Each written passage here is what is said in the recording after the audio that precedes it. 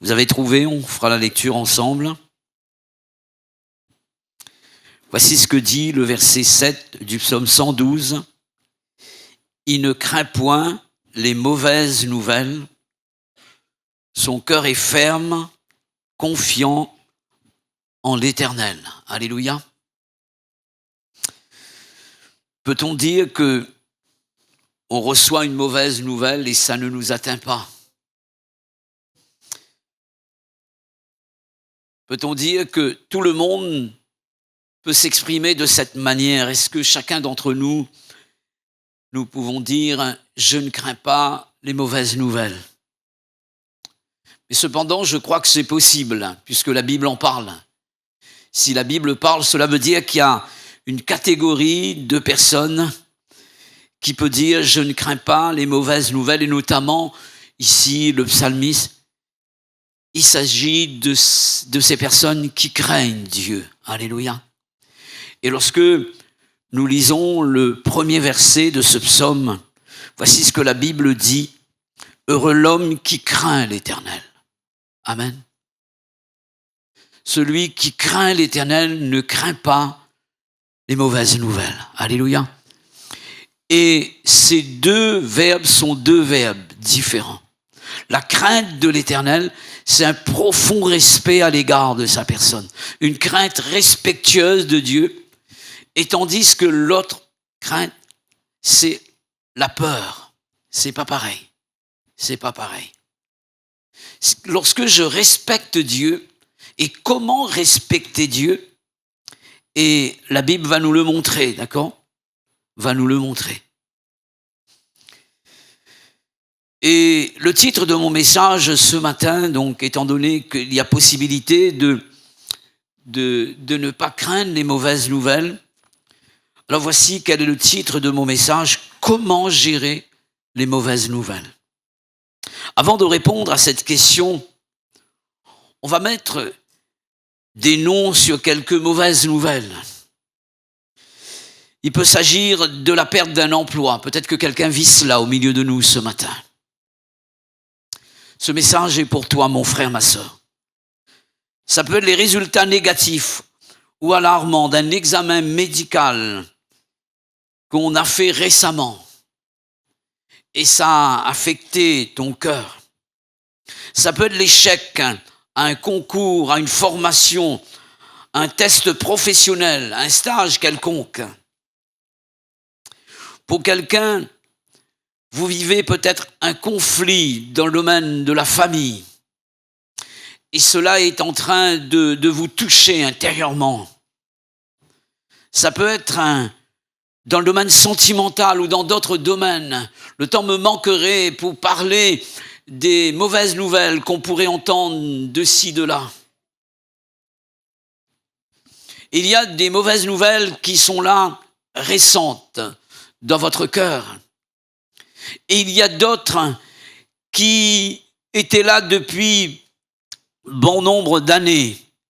Et l'adversaire est là pour te marteler encore et rappeler à ton cœur que cette mauvaise nouvelle, et le but, c'est de t'amener à baisser les bras, à te décourager, à lâcher prise, à perdre la foi même, à ne plus venir à l'église, à tout plaquer, à tout abandonner. Mais ce matin, Dieu veut parler à ton cœur pour te dire, il y a de l'espoir pour toi. Alléluia. Il y a de l'espoir pour toi. Dieu est un Dieu d'espoir. Et cette parole crée en nous la foi. Il est question d'une confiance totale en Dieu, nous permettant d'atteindre le but. Alors, quelle doit être notre réaction face à ces mauvaises nouvelles? Que nous conseille le psalmiste face à ces mauvaises nouvelles? Voici ce que la Bible dit, et nous avons lu au verset 1er, j'aimerais reprendre ce verset. Il est dit ceci, et ça concerne la personne qui, en fait, ne craint pas les mauvaises nouvelles. On reprend le psaume 112, verset 1er. Heureux l'homme qui craint l'Éternel. Et qu'est-ce que c'est que craindre l'Éternel? La réponse nous est donnée juste après, qui trouve son plaisir dans les commandements de l'Éternel. Voici l'un des remèdes et l'une des réactions de la personne qui reçoit une mauvaise nouvelle, c'est d'avoir recours à la parole de Dieu. Alléluia. C'est d'avoir recours à la parole de Dieu. La personne qui a recours à la parole de Dieu, c'est celle qui va trouver son plaisir. À la place du mot crainte, ce sera le mot plaisir. Alléluia. Et il est dit qu'il trouve son plaisir dans les commandements de l'Éternel. Et la parole de Dieu fera de cette personne une personne droite. Verset 2, deuxième partie, voici ce qui est dit ici. La génération des hommes droits sera bénie. Amen. Parce que tu crains l'Éternel, alors ta source, c'est la parole de Dieu. Tu deviens un homme droit. Et lorsque tu es droit devant Dieu, parce que ta vie est réglée sur la parole de Dieu, alors tu es un homme béni. Alléluia. Tu es une femme bénie. Dans le verset 6, il est parlé de quelqu'un qui est juste.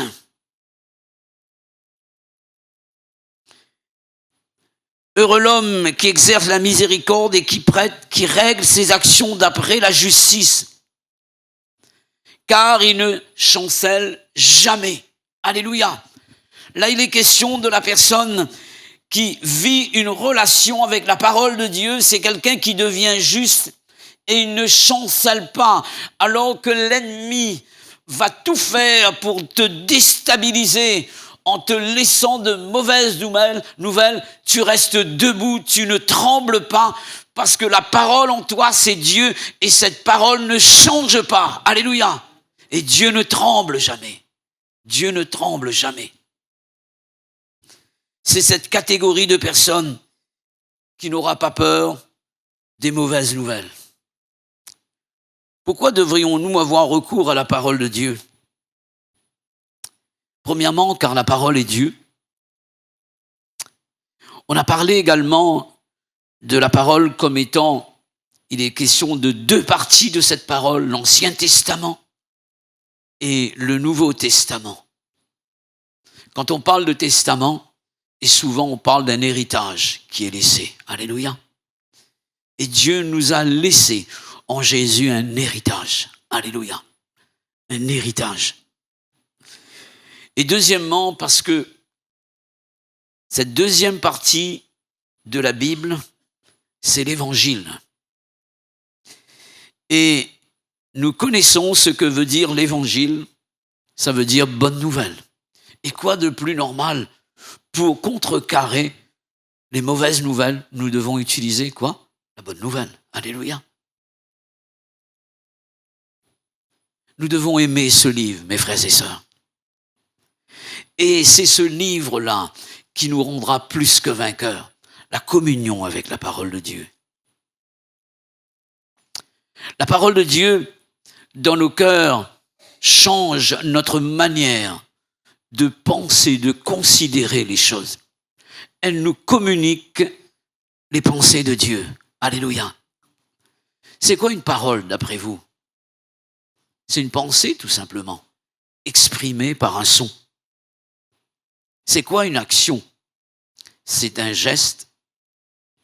C'est une parole, exprimée par un geste. Parfois on dit, je n'ai pas pensé à cela et j'ai parlé. Ça m'étonnerait. Et certains disent, mes paroles sont allées plus vite que mes pensées. Pas du tout. Même si ça a été rapide, t'as pensé quand même. Et lorsqu'il est parlé de la pensée de Dieu, ça veut dire qu'il est question de sa volonté. Alléluia. Et la parole de Dieu, ce sont ses pensées et c'est sa volonté pour nous. Quand j'ouvre ce livre-là, j'ouvre le cœur de Dieu.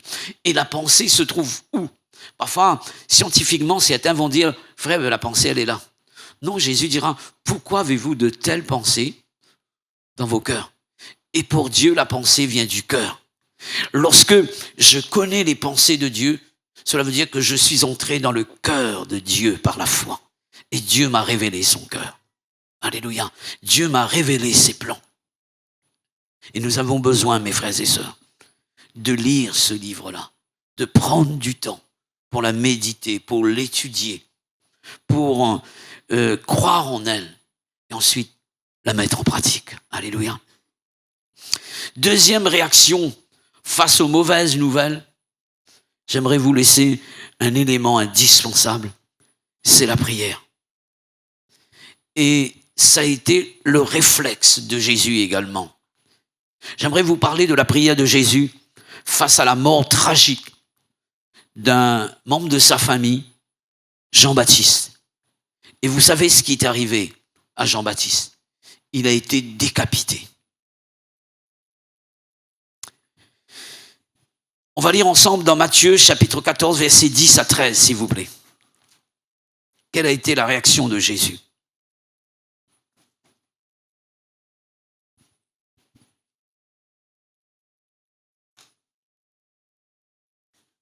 Vous avez trouvé?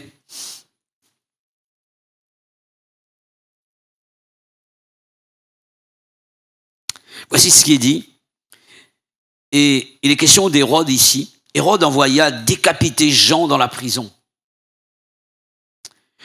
Sa tête fut apportée sur un plat et donnée à la jeune fille qui l'apporta à sa mère.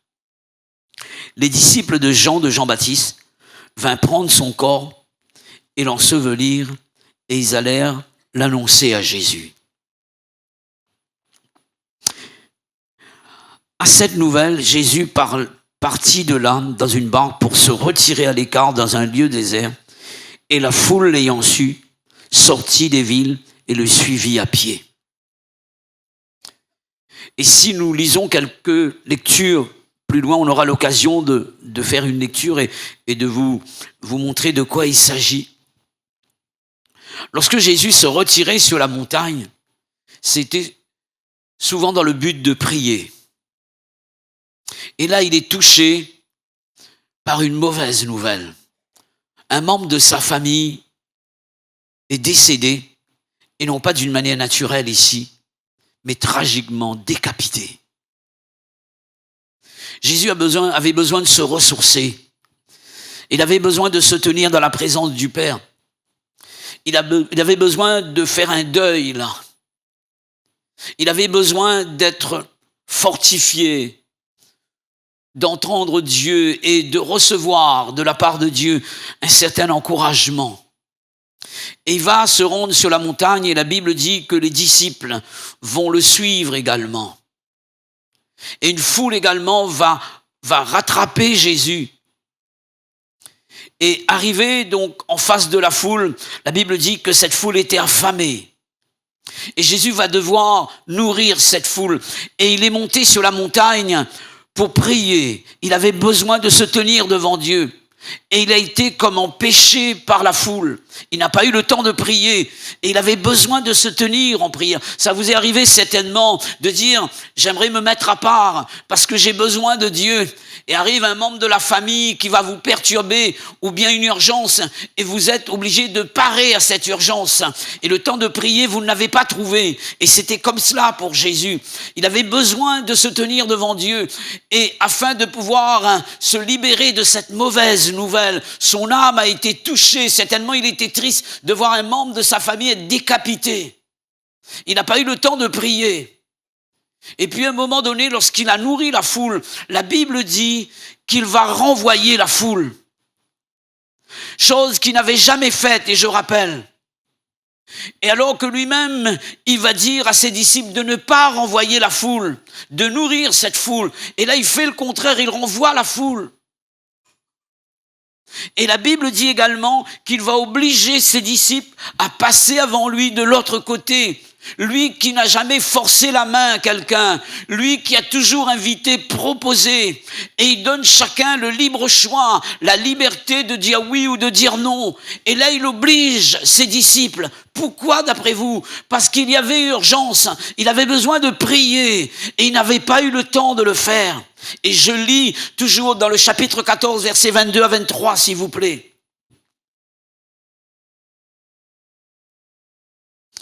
Aussitôt après, il obligea les disciples à monter dans la barque et à passer avant lui de l'autre côté, pendant qu'il renverrait la foule.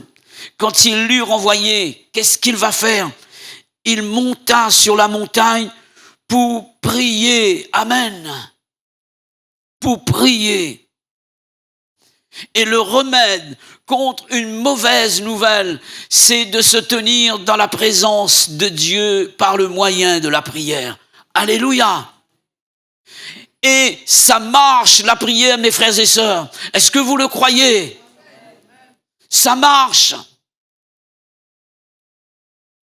Lorsque nous prions, nous entrons par la foi dans le ciel avec Dieu. Alléluia.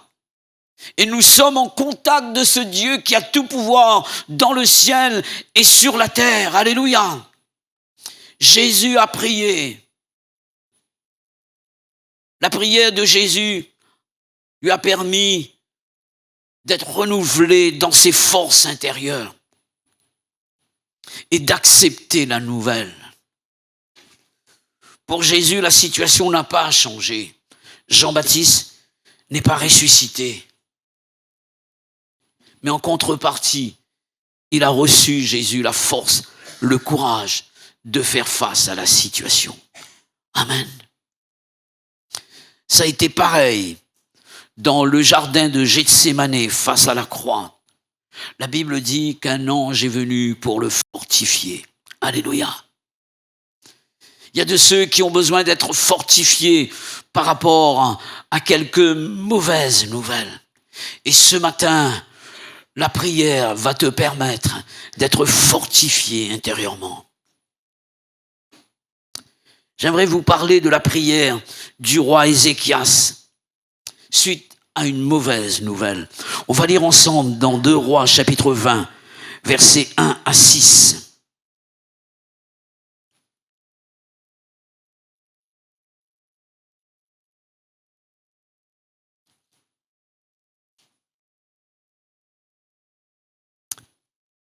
En ce temps-là, Ézéchias fut malade à la mort. Le prophète Ésaïe, fils d'Amon, vint auprès de lui et lui dit, « Ainsi parle l'Éternel. » C'est Dieu qui parle. « Donne tes ordres à ta maison, car tu vas mourir. » Et c'est précis. Et souvent, la Bible est précise. Par exemple, l'apôtre Paul dit, « Je dis la vérité, je ne mens pas. » C'est quoi dire la vérité? C'est ne pas mentir, non? Mais il insiste, il donne, « Je dis la vérité, je ne mens pas. » Et là, dans le texte que nous avons pu lire ici, voici la nouvelle. Il est dit ceci, « Donne des ordres à ta maison, car tu vas mourir. » Et tu ne vivras plus. C'est quoi mourir? Ce n'est plus vivre. Et c'est comme si que déjà, on enfonce un peu le couteau dans la plaie. Et c'est la nouvelle que reçoit le Ézéchias, le roi de la part de l'Éternel. Et voici ce que la Bible dit. Ézéchias tourna son visage contre le mur. Et qu'est-ce qu'il va faire? Il va faire une prière à l'Éternel. Ô Éternel, souviens-toi que j'ai marché devant ta face avec fidélité et intégrité de cœur, et que j'ai fait tout ce qui est bien à tes yeux. Ézéchias répandit d'abondantes larmes. Parfois, à la prière, les mots ne viennent plus. Alors on pleure. On pleure. Ésaïe, qui était sorti, n'était pas encore dans la cour du milieu. Cela veut dire qu'il n'était pas arrivé chez lui. Il était encore là. Lorsque la parole de l'Éternel lui fut adressée en ces mots, « Retourne ». Dieu change de décision à cause de la prière. Retourne. Et voici ce que la Bible dit donc ici. il demande à son serviteur, le prophète, de retourner et dit à Ézéchias, chef de mon peuple, ainsi parle l'Éternel, le Dieu de David, ton père. J'ai entendu ta prière, j'ai vu tes larmes. Voici, je te guérirai. Le 3e jour, tu monteras à la maison de l'Éternel. J'ajouterai à tes jours 15 années. Je te délivrerai, toi et cette ville, de la main du roi d'Assyrie. Je protégerai cette ville à cause de moi, à cause de David, mon serviteur. Amen. Alléluia. Il y a plus que David ici. Il y a le David céleste. À cause de Jésus, si tu pries, même si Dieu a décidé, tu es capable de... J'aimerais dire ceci, je m'adresse à quelqu'un personnellement. Je dis à quelqu'un, quand tu pries, tu inverses les décrets, même si ça vient de Dieu. Dieu décide de détruire Ninive. Dieu décide de détruire Ninive. Et Ninive va se mettre en prière dans le jeûne. Et Dieu se repent et il intervient. Il sauve Ninive. Alléluia. Les lois même peuvent être changées si nous nous mettons à prier. La Bible dit, si mon peuple, si qui est invoqué mon nom, s'humilie, cherche ma face et prie, je guérirai son pays, je l'exaucerai des cieux. Alléluia. Ça c'est mon Dieu, ça c'est ton Dieu, mon frère. Déclare-le ce matin. Oui, la prière, quand tu pries, tu inverses les décrets. Alléluia. Et tu dois le savoir. Que Dieu soit béni pour la prière. 3e réaction face aux mauvaises nouvelles. Toujours la réaction de Jésus. Et cette fois donc, cette mauvaise nouvelle provient des gens de la maison de Jairus qui étaient venus vers Jésus pour sa fille qui était gravement atteinte. On va lire ensemble dans Marc, chapitre 5, versets 22 à 24.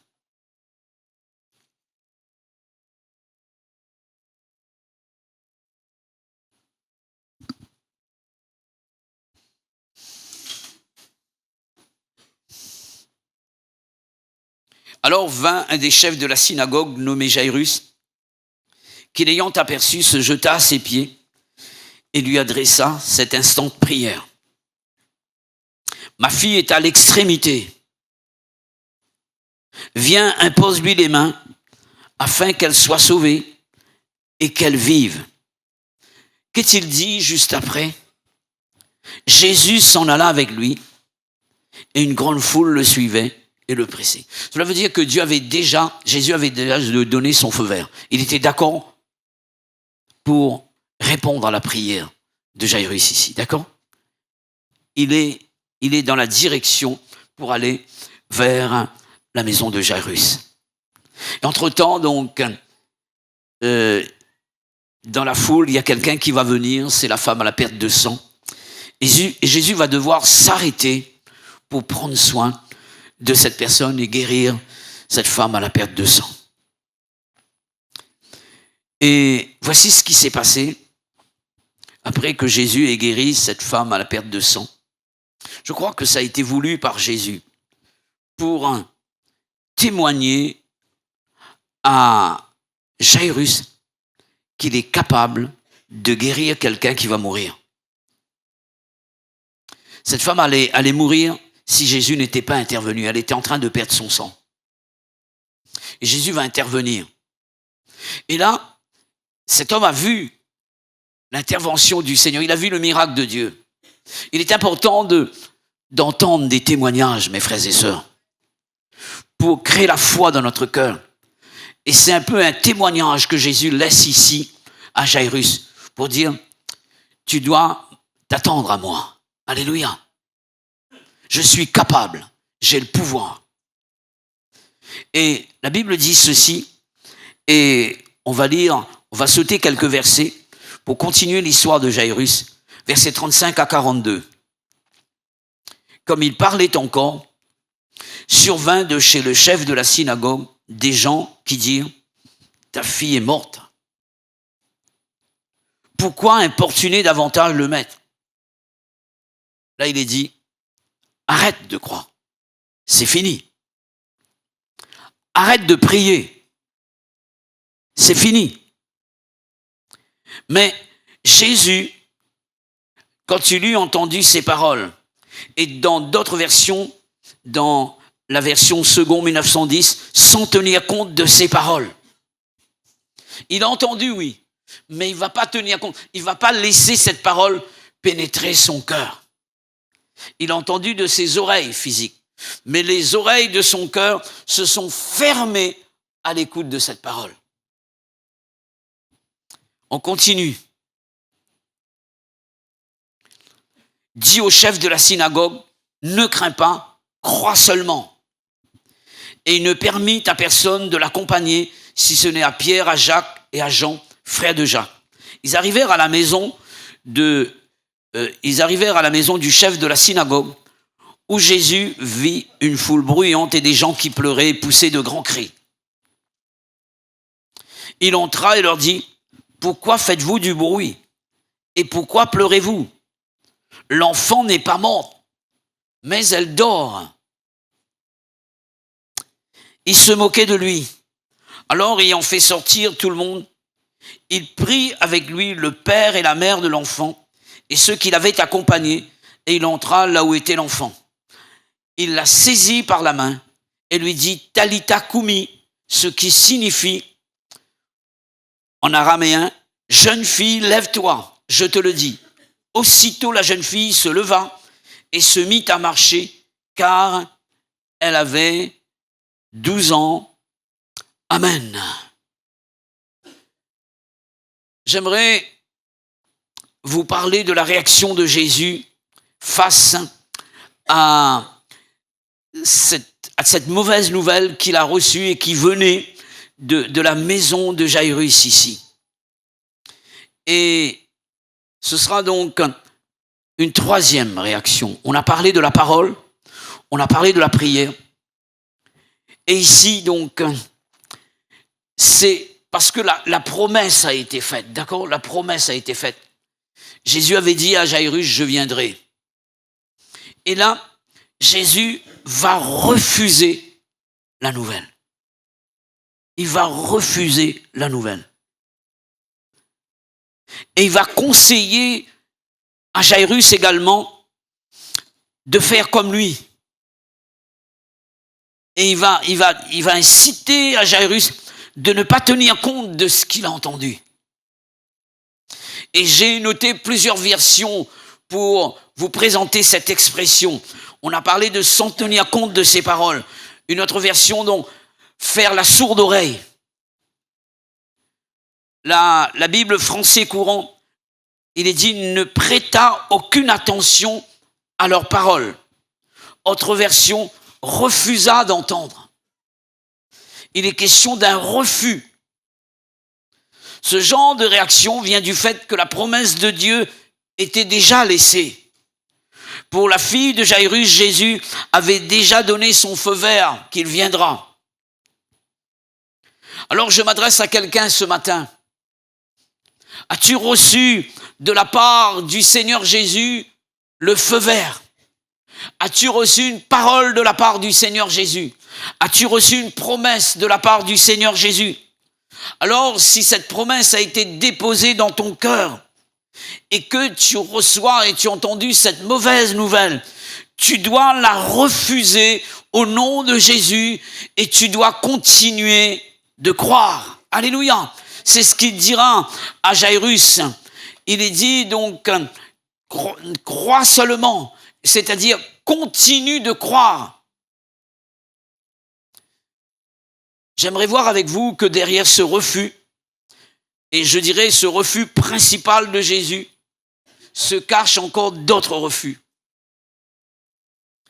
La Bible dit ceci au verset 37. Jésus va se rendre chez Jairus. Et il est dit, il ne permit à personne de l'accompagner, si ce n'est à Pierre, Jacques et Jean, frères de Jacques. 3 hommes avec lesquels il avait l'habitude de prier, 3 hommes de foi, 3 hommes de prière. Et Ici, donc, la Bible dit qu'il va refuser certaines catégories de personnes ici. Il va permettre à Pierre, Jacques et Jean de l'accompagner. Cela veut dire qu'il va faire un tri là, et il va se séparer de ceux qui n'y croient pas. Il va refuser leur présence. Il est important donc, lorsque nous avons reçu une promesse de Dieu et que cette promesse est là, d'éviter tout contact spirituel avec des personnes qui vont saper notre foi, qui vont nous dire le contraire. Lorsque Dieu t'a dit oui, refuse tout contact avec des personnes qui viendraient pour te dire le contraire et qui s'opposeraient à ta foi. Ça fait partie également de la direction de l'esprit. Et souvent, malheureusement, Dieu nous a parlé et nous sommes laissés gagner par des raisonnements cartésiens, des pensées logiques et pour nous faire perdre la foi. Et ce matin, il est important que tu sois boosté dans ta foi et que tu renouvelles, laisse l'esprit renouveler les promesses de Dieu dans ton cœur. Alléluia. Et avance vers le but et vers la victoire. J'aimerais vous parler d'un autre refus ici. Verset 39, deuxième partie. Jésus va dire à ces personnes qui étaient là, pourquoi faites-vous du bruit? Et pourquoi pleurez-vous? L'enfant n'est pas morte, mais elle dort. On peut dire que Jésus a menti ici. Est-ce qu'il a menti? Non. Jésus va dire, Lazare n'est pas mort, mais il dort, et je vais le réveiller. Jésus est en train de dire, pour lui, réveiller un mort ou réveiller une personne qui dort, c'est la même chose. C'est difficile de réveiller quelqu'un qui dort. Certains me regardent, parce que certains dorment d'un sommeil bien profond, mais ils se réveillent quand même, parce qu'ils sont pas morts. Et c'est très facile de réveiller quelqu'un qui dort. Et je suis en train de vous montrer la puissance de Dieu. Qui est Jésus? Comme toi, tu réveilles quelqu'un qui dort, lui réveille un mort de la même manière. Alléluia. De la même manière. C'est pourquoi l'apôtre Paul dira, nous ne devons pas nous inquiéter outre mesure, nous qui avons l'espérance dans 1 Thessaloniciens chapitre 4. Il dira ceci, c'est que nous ne devons pas nous apitoyer sur notre sort comme ceux qui n'ont point d'espérance. Et il dit, par rapport à des membres de notre famille, et il dit, qui dorment. Il emploie le même verbe que Jésus. C'est un homme de foi, Paul. Alléluia. C'est un homme de foi. Et là, il dit, l'enfant n'est pas morte, mais elle dort. Et pour nous, ce matin, si Dieu vous a parlé, j'insiste, si Dieu ne vous a pas parlé, acceptez le diagnostic du médecin. Mais maintenant, Dieu est plus grand que le médecin. Alléluia. Dieu est plus grand que le médecin. Tout à l'heure, vous allez entendre un témoignage pour vous montrer que Dieu est plus grand que le médecin. Alléluia. Le médecin avait donné son diagnostic et Dieu a laissé son dernier mot. Alléluia. J'aurai l'occasion de vous laisser un témoignage tout à l'heure. Une sœur va rendre son témoignage de guérison. Pour nous, il s'agit de refuser le diagnostic parce que nous avons le diagnostic de Dieu. Alléluia. Le diagnostic de Dieu. Et encore un autre refus, derrière ce refus principal, se séparer des moqueurs, des critiqueurs, des décourageurs. Verset 40. La Bible dit que certains se moquaient de lui.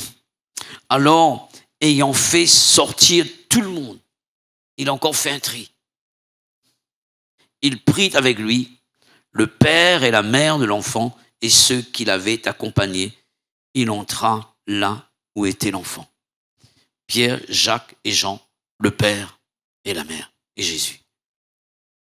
Toutes ces personnes, Jésus les a refusées. Et pourtant, Jésus ne met jamais quelqu'un dehors. Et là, il est question de foi. Alléluia. Il est question de foi. Entourez-vous de personnes qui croient en Dieu, mes frères et sœurs. Entourez-vous des personnes qui vous encouragent dans la foi. Et parfois, on n'a même pas encore présenté à quelqu'un notre projet, il va dire, c'est impossible, comment tu vas faire? Il y a de ceux qui ont essayé avant toi et ils avaient des capacités, ils n'ont pas pu. Il y a un chant qui dit, laisse parler les gens.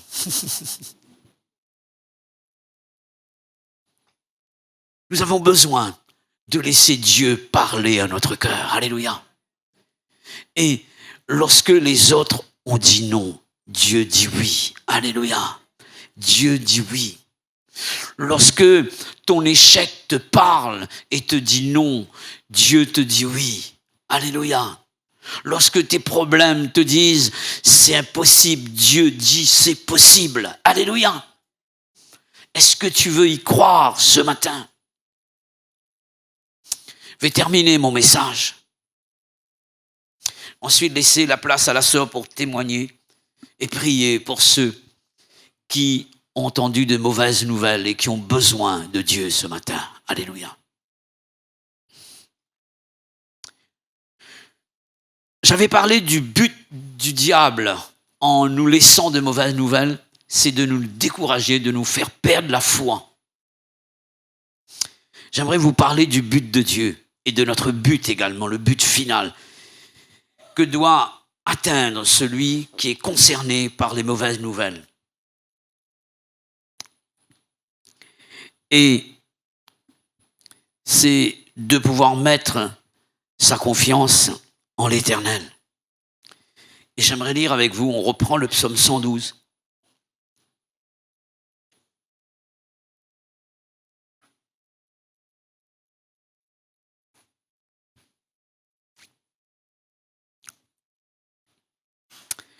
Au verset 7, nous avons lu la personne qui ne craint pas les mauvaises nouvelles. Et le verset 8 dit ceci, « Son cœur est affermi, il n'a point de crainte. » Il n'a point de crainte.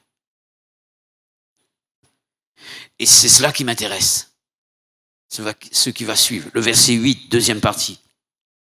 « Jusqu'à » J'aime bien cette expression, « jusqu'à ce que ». Il est dit que vous devez attendre dans la chambre haute jusqu'à ce que vous soyez remplis du Saint-Esprit. Jusqu'à ce que... Et Jacob pouvait dire, je ne te quitterai pas que tu m'aies béni, jusqu'à ce que tu m'aies béni. Alléluia. Jusqu'à ce que... Et qu'est-ce qu'il est dit? Jusqu'à ce qu'il mette son plaisir à regarder ses adversaires.